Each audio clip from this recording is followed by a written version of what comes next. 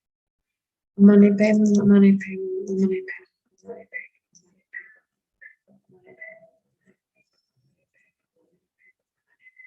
Mani Padme, Mani Padme, Mani Padme, Mani Padme. Mani Padme, Mani Padme,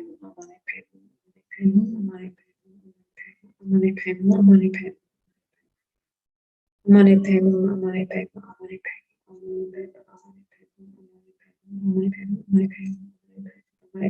Mani Padme. Mani Padme, Mani Padme, Mani Padme.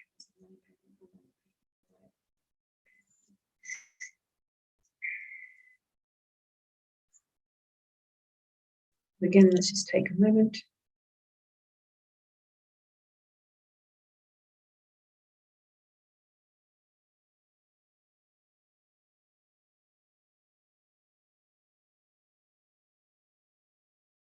Any fear that we may feel about the circumstances around the pandemic, any anxiety, any concern, may these not take a hold of our mind and tighten it. Instead, transform all that energy, transform it into compassion, just like Rinpoche says. Generating compassion, having virtuous thoughts, transform all that energy into compassion, kindness, and send it out to all sentient beings. Mani Padme, Mani Padme, Mani Padme, Mani Padme.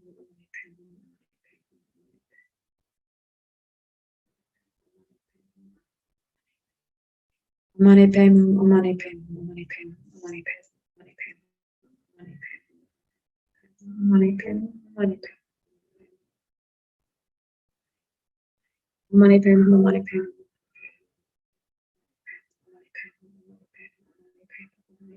Mani Padme, Mani Padme, Mani Padme, Mani Padme, Mani Padme.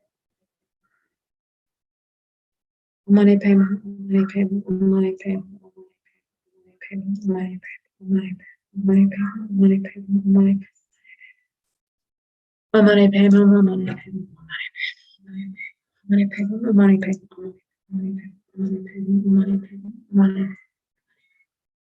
Padme, Mani Padme, Mani Padme,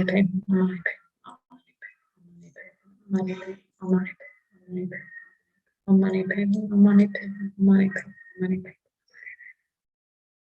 Mani Padme, Mani Padme, Mani Padme, Mani Padme. Mani Padme, Mani Padme, Mani Padme. Mani Padme, Mani Padme, Mani Padme. Mani Padme. Final mala recitation. On to the actual prayer. Mani Padme, Mani Padme, Mani Padme, Mani Padme, Mani Padme, Mani Padme, Mani Padme.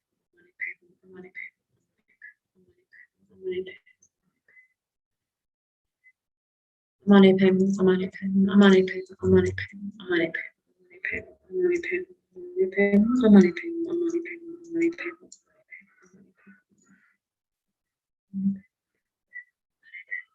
Mani Padme, Mani Padme, Mani Padme, Mani Padme.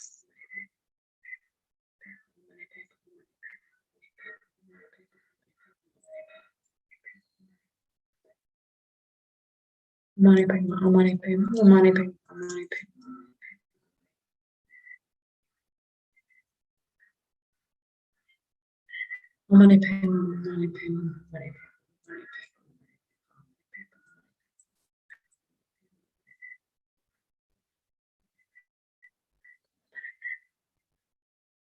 Mani Padme, Mani Padme, Mani Padme, Mani Padme. Mani Padme, Mani Padme, Mani Padme, Mani Padme,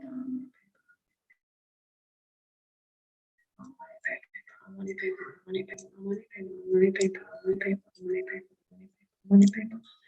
Mani Padme, Mani Padme, Mani Padme, Mani Padme. Actual prayer. Glass of water.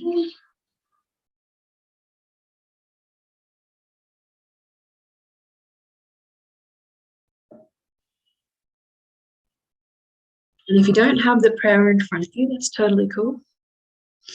Just generate the meaning. Think of the meaning.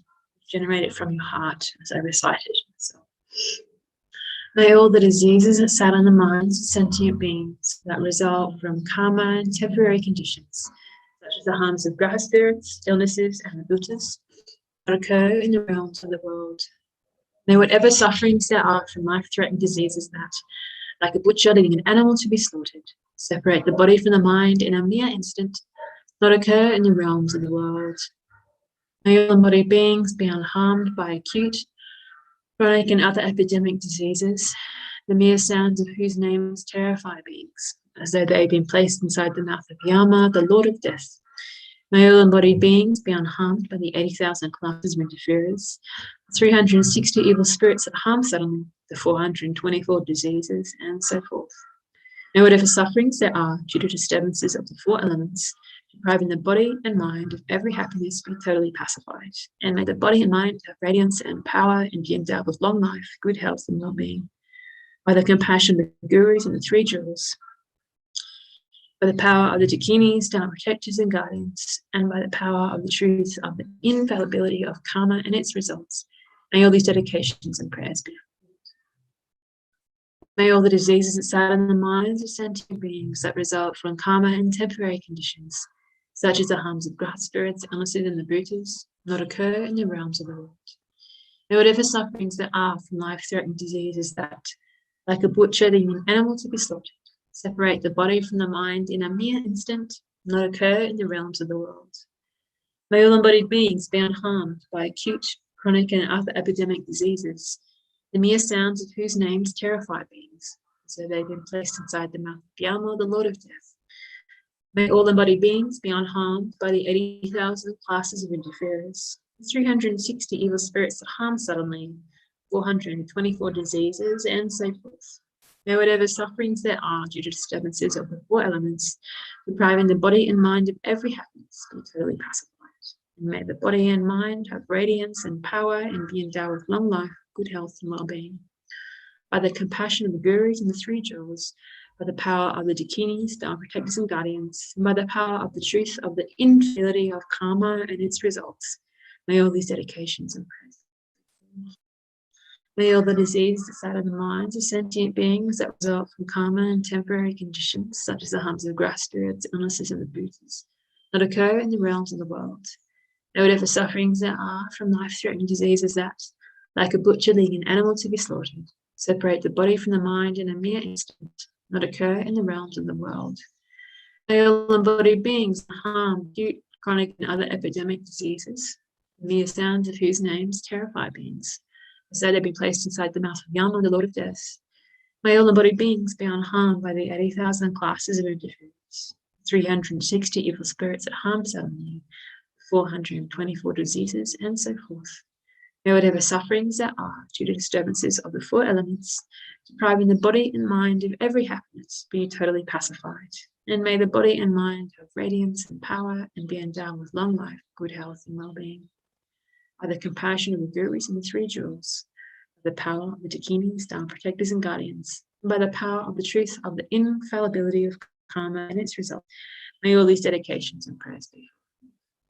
May all the diseases that sat in the minds of sentient beings that result from karma and temporary conditions, such as the harms of grass spirits, illnesses, and the bhutas, not occur in the realms of the world. May whatever sufferings there are from life-threatening diseases that, like a butcher leading an animal to be slaughtered, separate the body from the mind in a mere instant, and not occur in the realms of the world. May all embodied beings be unharmed by acute, chronic, and other epidemic diseases, the mere sounds of whose names terrify beings, as though they'd been placed inside the mouth of Yama, the Lord of Death. May all embodied beings be unharmed by the 80,000 classes of interferers, 360 evil spirits harm suddenly, 424 diseases, and so forth. May whatever sufferings there are due to disturbances of the four elements, depriving the body and mind of every happiness, be totally pacified. May the body and mind have radiance and power and be endowed with long life, good health, and well-being. By the compassion of the gurus and the three jewels, by the power of the dakinis, Dharma protectors and guardians, and by the power of the truth of the infallibility of karma and its results, may all these dedications and prayers be fulfilled. May all the diseases that sat in the minds of sentient beings that result from karma and temporary conditions, such as the harms of grass spirits, illnesses, and bhutas, not occur in the realms of the world. Whatever sufferings there are from life-threatening diseases that, like a butcher leading an animal to be slaughtered, separate the body from the mind mere instant, that occur in the realms of the world. May all beings be unharmed by the acute, chronic, and other epidemic diseases, the mere sounds of whose names terrify beings, as though they've been placed inside the mouth of Yama, the Lord of Death. May all embodied beings be unharmed by the 80,000 classes of interference, 360 evil spirits that harm suddenly, 424 diseases, and so forth. And whatever sufferings there are due to disturbances of the four elements, depriving the body and mind of every happiness, be totally pacified. May the body and mind have radiance and power and be endowed with long life, good health, and well-being. By the compassion of the gurus and the three jewels, by the power of the dakinis, Dharma protectors, and guardians, and by the power of the truth of the infallibility of karma and its results. May all dedicate filled. May all the diseases and the minds of beings and karma conditions not occur in the realms of the world. May whatever sufferings are from life-threatening diseases that, like a butcher leading an animal to be slaughtered, separate the body from the mind in a mere instant, not occur in the realms of the world. May all embodied beings be unharmed by acute, chronic, and other epidemic diseases, the mere sounds of whose names terrify beings, as though they had been placed inside the mouth of Yama, the Lord of Death. May all embodied beings be unharmed by 80,000 classes of interferers, 360 evil spirits that harm suddenly, 424 diseases, and so forth. May whatever sufferings there are due to disturbances of the four elements, depriving the body and mind of every happiness, be totally pacified. And may the body and mind have radiance and power, and be endowed with long life, good health, and well-being. By the compassion of the gurus and the three jewels, by the power of the dakinis, Dharma protectors, and guardians, and by the power of the truth of the infallibility of karma and its results, may all these dedications and prayers be fulfilled. May all the diseases that sadden the minds of sentient beings that temporary conditions, such as grass spirits, illnesses, and Buddhas, not occur in the realms of the world. May whatever sufferings there are from life-threatening diseases that, like a butcher leading an animal to be slaughtered, separate the body from the mind in a mere instant, not occur in the realms of the world. May all embodied beings be unharmed by acute, chronic, and other epidemic diseases, the mere sounds of whose names terrify beings, as though they've been placed inside the mouth of Yama, the Lord of Death. May all embodied beings be unharmed by 80,000 classes of interferers, 360 evil spirits that harm suddenly, the 424 diseases, and so forth. May whatever sufferings there are due to disturbances of the four elements, depriving the body and mind of every happiness, be totally pacified. May the body and mind have radiance and power, and be endowed with long life, good health, and well-being. By the compassion of the gurus and three jewels, by the power of the dakinis, Dharma protectors, and guardians, and by the power of the truth of the infallibility of karma and its results, may all these dedications and prayers be. This is the last time we're going to recite the actual prayer. May all the diseases that sadden the minds of sentient beings that result from karma and temporary conditions, such as the harms of grass spirits, illnesses, and Buddhas, not occur in the realms of the world.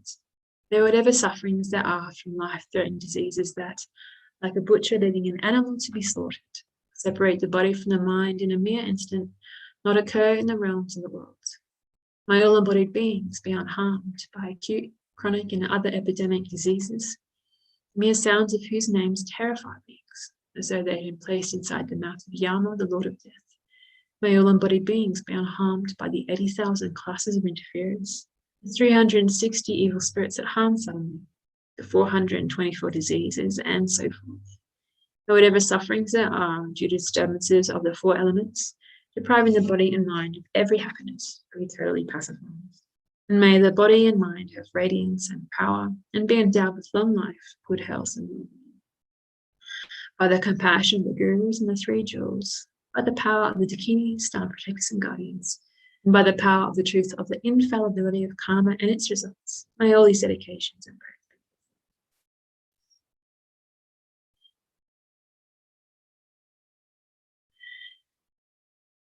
We've done this practice together, generated that compassion for sentient beings together. Take a moment to rejoice. And so first of all, let's rejoice all those who are partaking in this,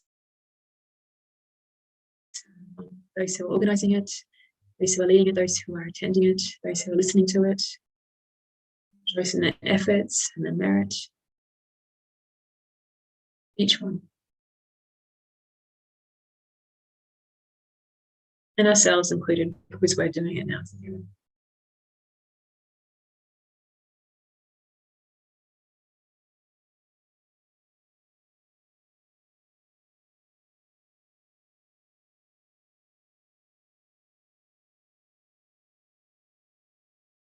We can rejoice in all those sentient beings who every single day are working to improve themselves, to for others, to help others, to support others, particularly in the time of the pandemic. And let's particularly think of those that we don't normally think about that are doing that work. Those that are not in our immediate circle, in our country, maybe in different cultural groups. As they're making to support. Let's rejoice in their efforts and their merit.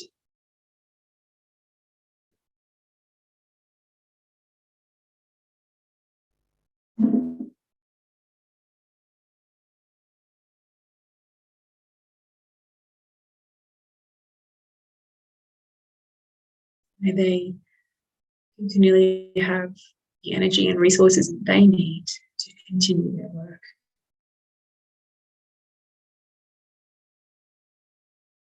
And then last but definitely not least, let's rejoice in the merit of all of our teachers. You know, in Buddhist terms, all of the holy beings, and if you're not Buddhist, all of those beings that embody those particularly special qualities that we endeavor for. The fact that they're striving without getting tired, without giving up, striving to support others, to help others every single day. Let's take a moment to rejoice in their efforts, in their kindnesses.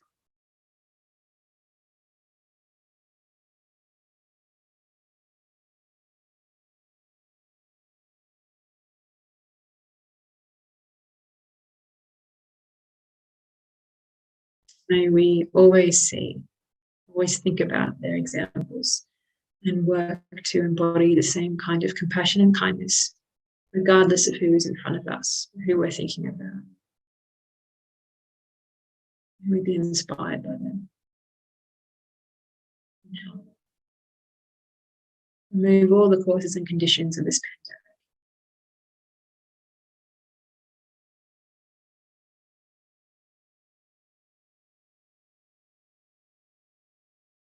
And then before we go into the standard dedication prayers, the visualization that we did of the being embodying compassion above our heads. So now let's visualize that being just dissolving into white compassionate light. And that compassionate light continues down to the top of our head and comes to settle at our hearts. It's not a new addition, you know, that's our potential that we've realized. Potential for bodhicitta that we're carrying inside of us. And so after this practice, every interaction we're going to have, every thought we have, every word we write, we'll be generating that compassion that Lama Zopa says is so necessary, how empty our lives are without it. Virtuous thoughts, virtuous actions, reduce forces of this pandemic.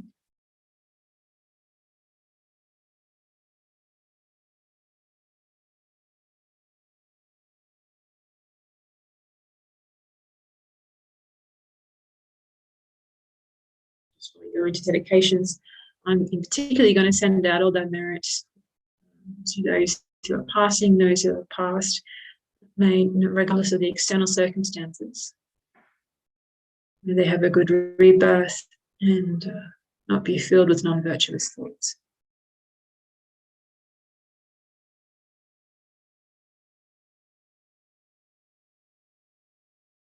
Okay, dedication pain.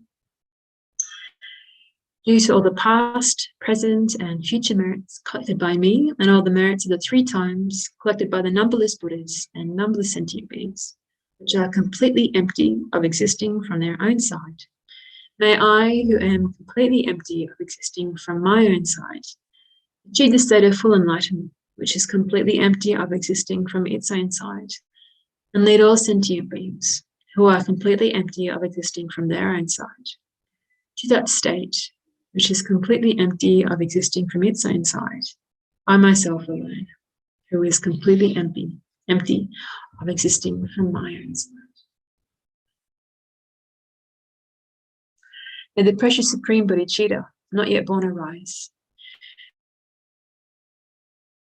May that arisen not decline, but increase more and more.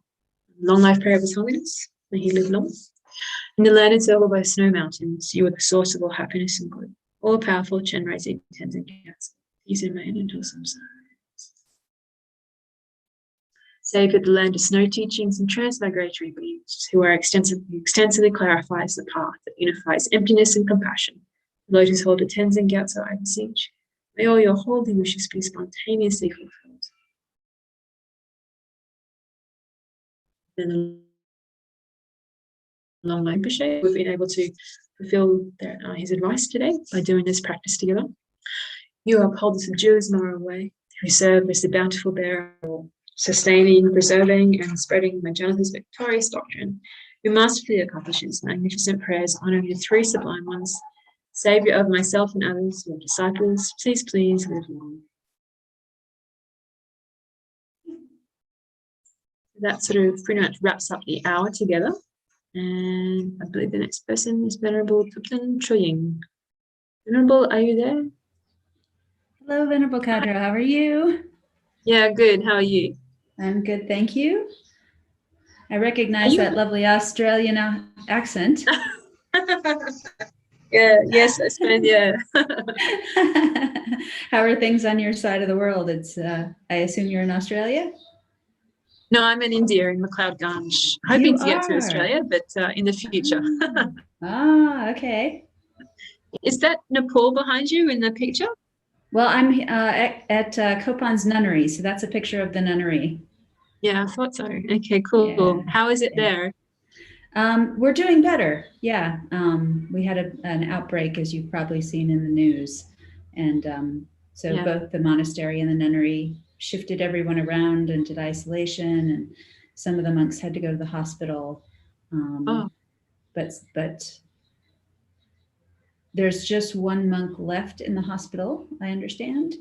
And we're hoping that he continues to improve. So we'll be saying prayers for him today for sure. Yeah, great. Okay. Yeah. Well, yeah, I hope so. Yeah, most people are getting better quickly. So. Okay, good. I'm glad to hear that. It can really take it out of people otherwise when they get really sick for long term. Yeah.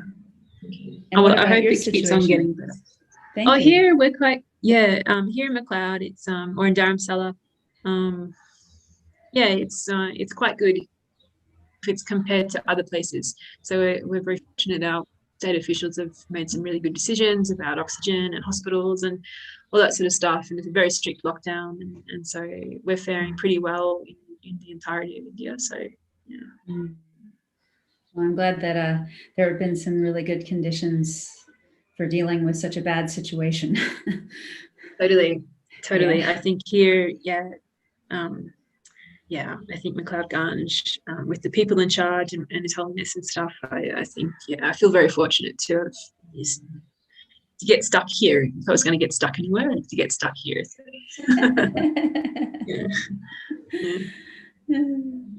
Anyway, I'll leave it to it. I don't want to chew too much of your time up, so I'll maybe see you next Saturday and take care. Thank you. You too. Stay safe. So welcome to anyone who is joining for this next session on Thangtong Gyalpo's prayer to relieve illness. So we're doing these prayers every Saturday at the advice of Kyabje Lama Zopa Rinpoche, our precious guru, in order to create the positive karma that is needed to help in this situation. And of course, these prayers really help us each personally. You know, when we do prayers and we spend a half an hour thinking with compassion, that actually helping us to keep a more positive mind. So there are many layers of benefits to saying prayers with the right motivation. And I'm sure you're aware of the many challenges that have been arising with these new variants, particularly the India variant that's spreading so quickly. And conditions in many parts of India and Nepal have gotten extremely difficult. And I've seen reports from all around the world of other places that are still having major challenges and new lockdowns. So there's still a long ways to go, it seems, but we can have a lot of confidence that since karma is definite, when we do positive things, it's planting seeds that will definitely ripen into happiness. And so that's a very optimistic way of looking at whatever we do, no matter what the circumstances. If we turn to compassion and wisdom, then we can still be creating causes for happiness. If you haven't done these prayers before, the link is underneath the video to download the free document, both for the actual practice of the blessed prayer known as Liberating Sakya from Disease and dedication verses. The visualization during the practice, you have your choice of what to do. In the booklet, there is a beautiful photograph of a Thangka of Mahasiddha Thangtong Gyalpo, who spontaneously recited this prayer during a major pandemic in his time that was killing all the people in his monastery. It's in the Colophon, in a Shakya monastery. And even though all the traditional methods, medicines were not helping, when he did this prayer, it stopped the epidemic. So I said pandemic, epidemic. So it stopped the epidemic. And he was this amazing yogi who was known for learning how to build bridges in order to help pilgrims get to holy sites. And you'll see in his hand, there's a set of chain links, which represents all of these bridges he built. He mastered a new form of making iron links so that they were stronger and wouldn't rust. And many of those bridges are still standing today. It's really an amazing story. He wrote operas, so he was one of these amazing yogis that could do many, many, many things. That's very inspiring to go look up and read about.